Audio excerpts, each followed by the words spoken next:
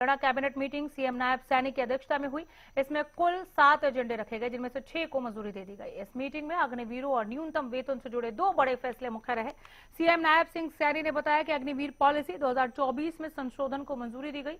अग्निवीरों के लिए forest guard, border और माइनिंग गार्ड जैसे पदों में हॉरिजॉन्टल आरक्षण 10% से बढ़ाकर 20% कर दिया गया। इसके अलावा एक्सपर्ट कमेटी ने अकुशल श्रमिकों की न्यूनतम मजदूरी को मौजूदा 11,257 प्रति माह से बढ़ाकर 15,220 प्रति माह करने की सिफारिश की है। सीएम सैनी ने बताया कि हमारी सरकार ने वृद्धजनों को सहायता प्रदान करने के लिए रिटायरमेंट हाउसिंग पॉलिसी में संशोधन किया। वर्तमान में फार सीमा 2.25 है, जिसे अब बढ़ाकर 3 कर दिया गया। साथ ही सरकार ने राशन डिपो के आवंटन में महिलाओं को 33% आरक्षण में एसिड अटैक पीड़ितों, महिला स्वयं सहायता समूहों, विधवा महिलाओं को प्राथमिकता दी है। अब राशन डिपो के नए लाइसेंस 300 राशन कार्ड्स के बदले 500 राशन कार्ड के ऊपर दिए जाएंगे। बैठक में Haryana village common lands regulation नियम में संशोधन, 1964 में नया नियम 5A जोड़ने को मंजूरी दी गई है। वहीं सीएम ने किसानों के मुद्दे पर कांग्रेस पर भी निशाना साधा।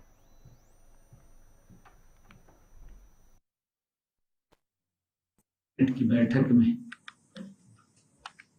7 एजेंडे रखे गए, जिसमें से 6 एजेंडों को मंजूरी दी गई है।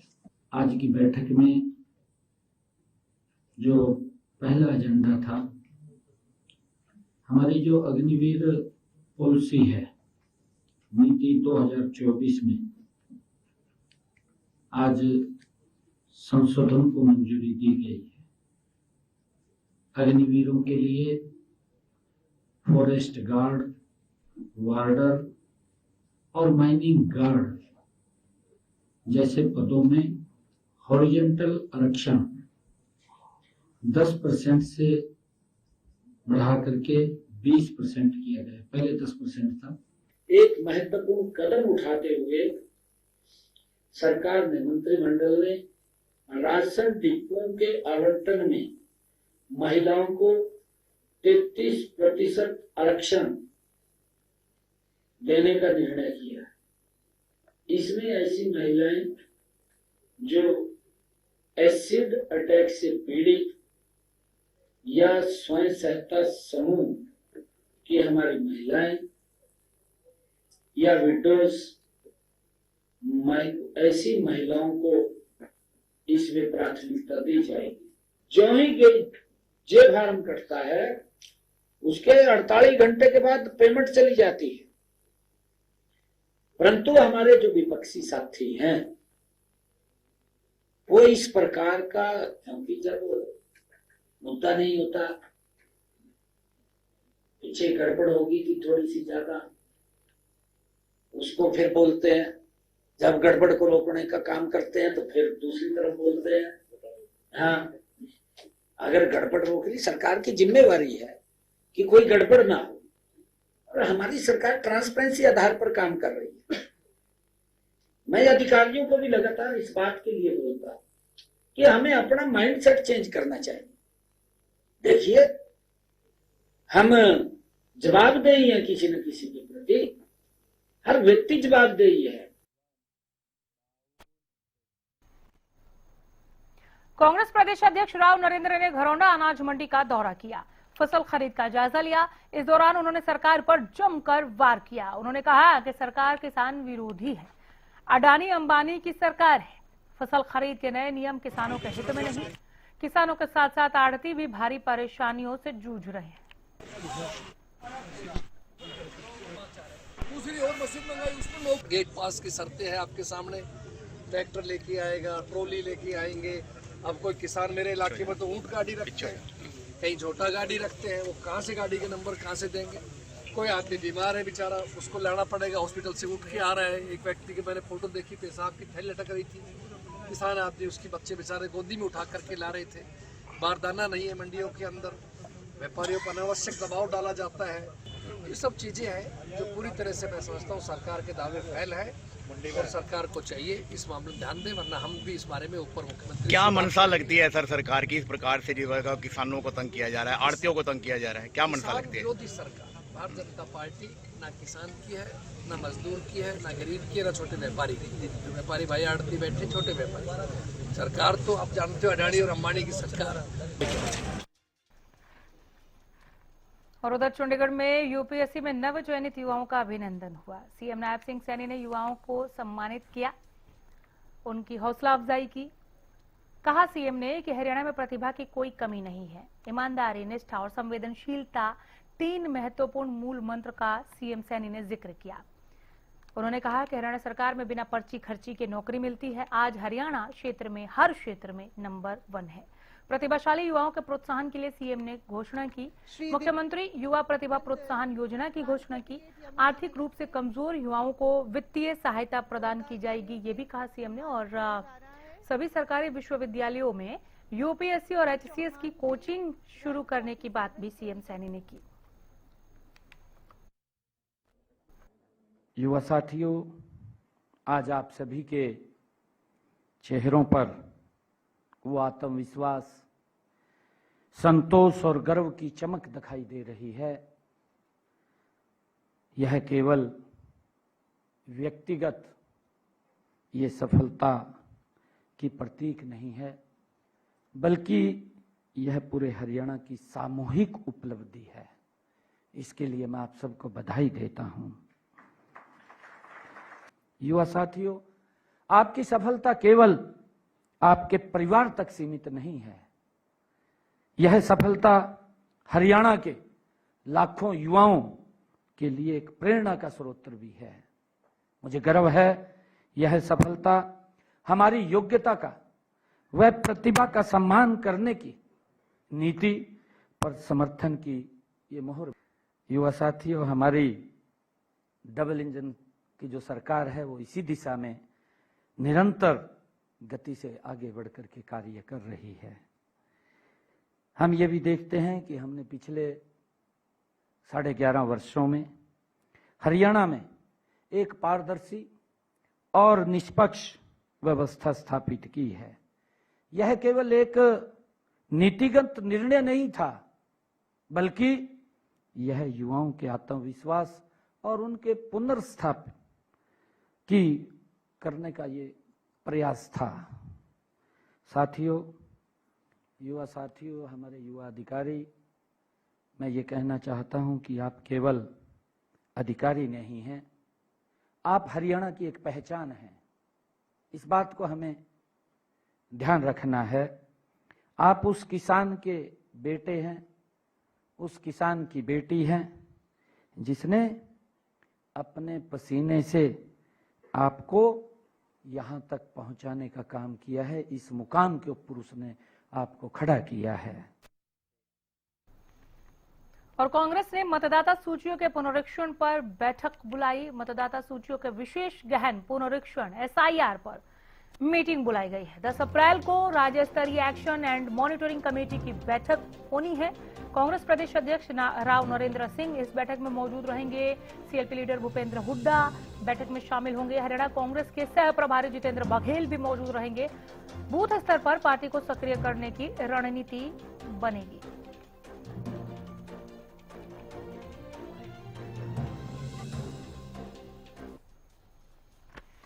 और झज्जर में ताबड़तोड़ फायरिंग में दिन दहाड़े फाइनेंसर की हत्या की गई।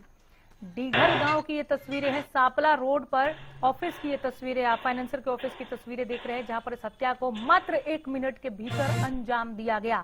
सिर्फ 1 मिनट में बिना नंबर प्लेट की एक स्कॉर्पियो यहां आकर रुकी। उसमें से 3 बदमाश हथियार से लैस उतरे और 14 राउंड उन्होंने फायरिंग की है एक मर्डर के लिए, और वापस आराम से बैठकर इस बिना नंबर प्लेट के काली स्कॉर्पियो में वो चलते बने।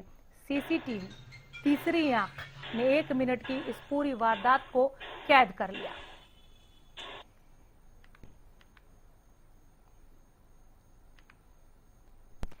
ये 4 तस्वीरें आपके सामने हैं जो इस कहानी को और भी बखूबी बयां करती है। देखिए, पहली तस्वीर, बिना नंबर प्लेट की स्कॉर्पियो आकर वहां पर रुकी। डीघल गांव की तस्वीर, फाइनेंसर सचिन के ऑफिस के ठीक बाहर की तस्वीर। दूसरी तस्वीर में आप ताबड़तोड़ फायरिंग देख रहे हैं। उतरते ही इन्होंने 3 बंदूकें तान दी और गोलियां दनादन दागने लगे और स्कॉर्पियो में बैठकर तीनों बदमाश के भाग जाने के बाद ये तीसरी तस्वीर जो खाली कारतूस वहां पर ये पुलिसिया कार्रवाई में निकलकर सामने आया। लोग तो डर गए थे, कोई आसपास भी नहीं गया, अभी भी दहशत में है डीगल गांव। चौथी तस्वीर, जांच में जुटी पुलिस वहां से फिंगरप्रिंट्स और तमाम दूसरे सबूत इकट्ठे कर रही है।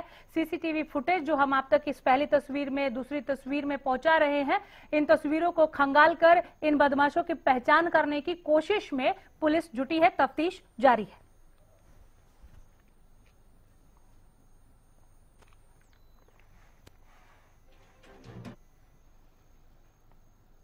चलिए आगे बढ़ेंगे। लगातार 2 दिनों से हो रही बारिश ने जहां लोगों को भीषण गर्मी से राहत दी, वहीं किसानों की चिंता बढ़ा दी है। अंबाला की अनाज मंडियों में किसानों का गेहूं बारिश में भीगता नजर आ रहा है। हालांकि कुछ जगहों पर तिरपाल डाली गई थी, लेकिन लगातार हो रही बारिश के आगे ये इंतजाम धराशायी हो गए, कमजोर साबित हुए। मार्केट कमेटी के सचिव अफसर सिंह का कहना है कि बारिश शुरू होते ही गेहूं को ढकने की व्यवस्था कर दी गई थी। उनका दावा है कि विभाग पूरी कोशिश कर रहा है कि किसानों को किसी तरह का नुकसान ना हो। कुछ ऐसा ही हाल अंबाला सिटी की अनाज मंडी में भी दिखा, जहां मजदूर खुले में पड़ी भीगी गेहूं को प्लास्टिक के कट्टों में भरते नजर आए।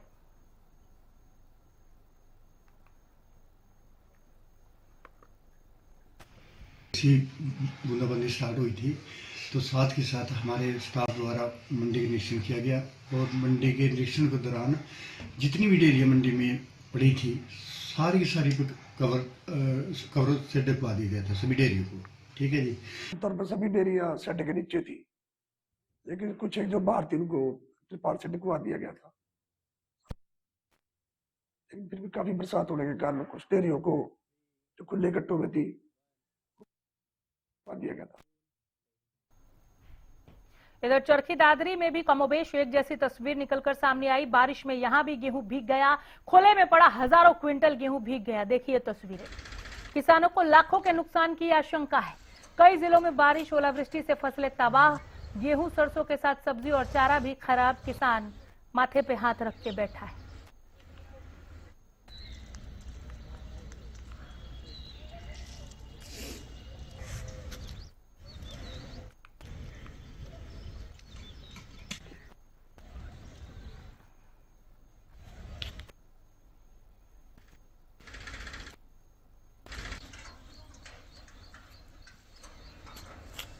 तो खुले में पड़ा हजारों क्विंटल गेहूं भीग रहा है। चरखी दादरी के हालात, मंडी के हालात आप देखिए। पुख्ता इंतजाम के दावे करते यहां प्रशासन नहीं थकता था। ये इंतजाम की तस्वीरें हैं।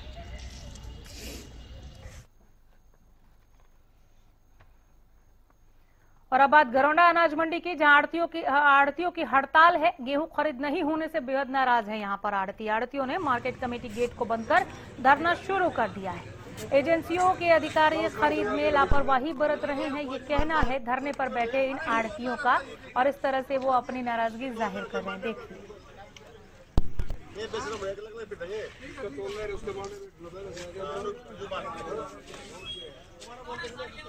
कोई लिखो लेकिन जगह।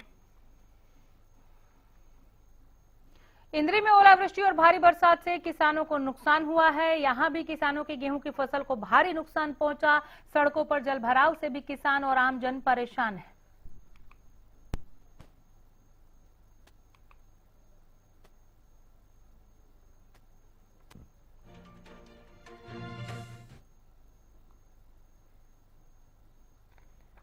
सतलोक आश्रम के प्रमुख रामपाल को हाईकोर्ट से बड़ी राहत मिली है। पंजाब एंड हरियाणा हाईकोर्ट ने जमानत दे दी है। देशद्रोह के केस में सजा काट रहे रामपाल को जमानत मिली है। उम्मीद है कि तमाम न्यायिक प्रक्रियाओं को पूरा करने के बाद आज जेल से बाहर रामपाल दिखेंगे। पिछले करीब 11 साल से जेल में बंद थे रामपाल को 19 नवंबर 2014 को गिरफ्तार किया गया था। हिसार के बरवाला स्थित सतलोक आश्रम से गिरफ्तार किया गया था। गिरफ्तारी के दौरान हुई झड़प में 6 लोगों की मौत हुई थी, जिसमें एक 1.5 साल का मासूम भी शामिल है। इसी मामले में रामपाल पर देशद्रोह का केस दर्ज किया गया था।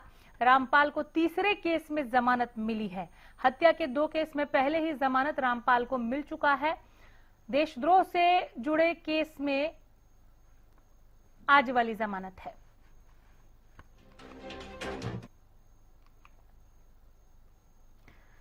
हाईकोर्ट से रामपाल को जमानत मिल गई। 11 साल बाद जेल से बाहर आएगा रामपाल। सतलोक आश्रम के प्रमुख रामपाल को पंजाब एंड हरियाणा हाईकोर्ट से थोड़ी राहत है।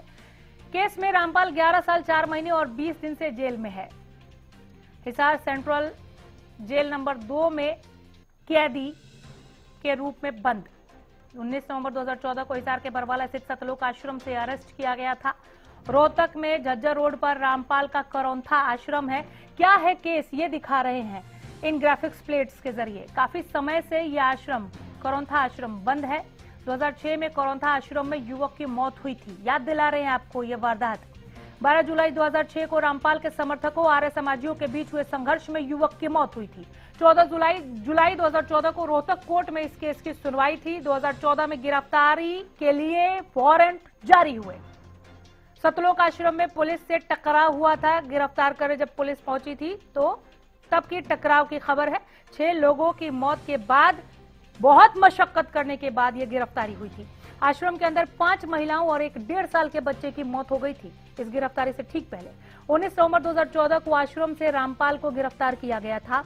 2018 में हिसार कोर्ट ने आश्रम में हुई मौतों के मामले में रामपाल को उम्र कैद की सजा सुनाई। रामपाल पर कुल 14 केस लगे थे। 11 में रामपाल बरी हो चुका है। मुकदमा नंबर 429 और 430 में हाईकोर्ट उम्र कैद की सजा को लेकर फैसला। रामपाल पर देशद्रोह का मुकदमा नंबर 428 चल रहा है। लगभग 1000 लोग शामिल थे। अधिकतर को बेल मिल चुकी है।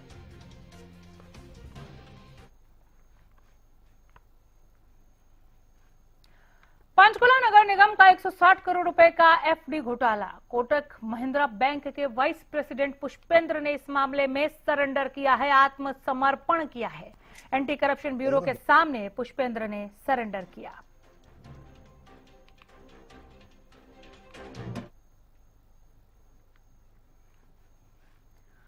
और उधर अंबाला नगर निगम चुनाव में फिर लंबे समय तक ये चुनाव अटके हैं। दोबारा होगी जनगणना, उसके बाद ही हो पाएगा चुनाव, ये खबर है।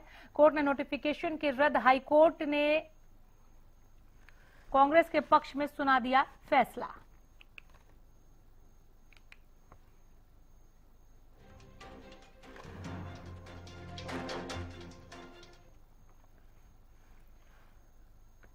और पंचकुला नगर निगम में करीब 160 करोड़ के गबन का मामला एसीबी ने तत्कालीन अकाउंट ऑफिसर विकास कौशिक को कोर्ट में पेश किया। कोर्ट ने विकास कौशिक का 2 दिन की रिमांड बढ़ाई। रिमांड के दौरान मनी ट्रेल को लेकर पूछताछ होगी। कोटक महिंद्रा बैंक के अधिकारी और ईओ के आमने सामने बैठाकर पूछताछ होगी, ऐसा सूत्र कह रहे हैं।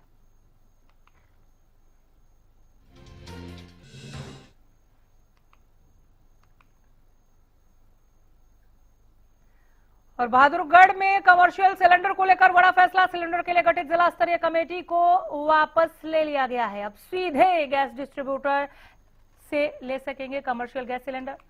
शादी के लिए कमर्शियल गैस सिलेंडर प्राथमिकता पर मिलेंगे। डिस्ट्रीब्यूटर को का रखना होगा वितरण का पूरा record. Regulation of commercial cylinder supply order के तहत गाइडलाइंस जारी। एसडीएम अभिनव सिवाच ने जानकारी दी है। कालाबाजारी करने वालों को चेताया भी गया है।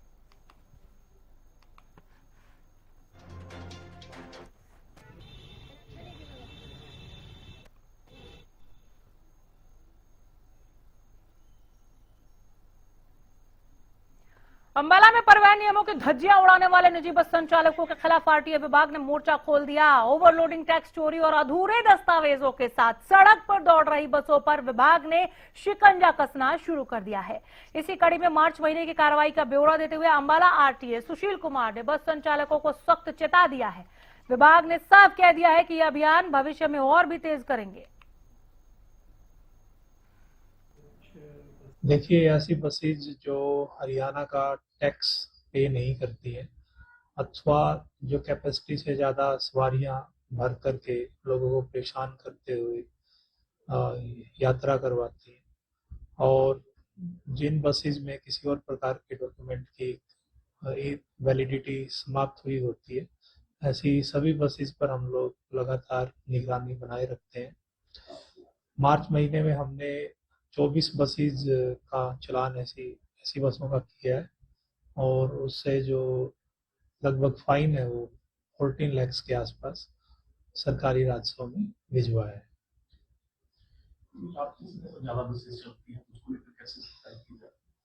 रात के समय में भी बसें चलती हैं और कुछ बसेस लोकेशंस स्पेसिफिक लोकेशन का इनपुट लेकर के चलती है। तो ऐसे ग्रुप्स पे हमने पहले भी कार्रवाई की है और आगे भी हम लोग ऐसे लोगों को आगाह करना चाहेंगे कि वह दिन दूर नहीं है कि जब दोबारा से FIR और पुलिस कस्टडी में उनको अपना समय बिताना पड़ेगा। और फतेहाबाद के गांव MP रोहित स्थित गुरुद्वारा साहिब में एक युवक ने बेअदबी करने की कोशिश की। आरोपी युवक ने दरबार साहिब में रुमाला साहिब फेंकने और गुरु ग्रंथ साहिब को उठाने का प्रयास किया। युवक के पास शराब की बोतल और एक गिलास भी थी। पूरी घटना गुरुद्वारा के CCTV कैमरों में रिकॉर्ड हो गई। गुरुद्वारा के सेवादारों ने आरोपी को मौके पर ही दबोच लिया और उसे पुलिस के हवाले किया। पुलिस ने युवक को गिरफ्तार कर आगे की कार्रवाई शुरू कर दी है।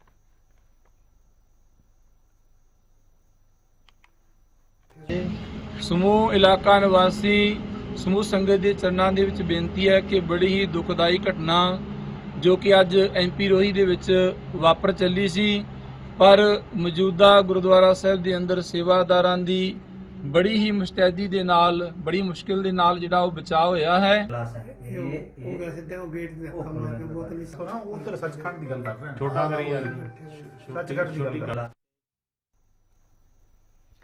इधर करनाल में रेस्टोरेंट पर अज्ञात व्यक्ति ने फायरिंग की। रेस्टोरेंट बंद होने के बाद गोली चलाई। 2 खोल बरामद हुए हैं। यहां से मौके पर पुलिस पहुंची और जांच में जुट गई। आसपास लगे CCTV फुटेज को फिलहाल खाकी खंगाल रही है।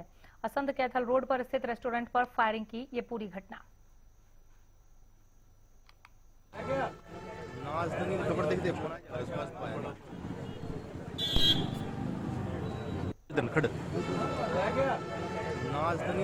फोन आ जाएगा।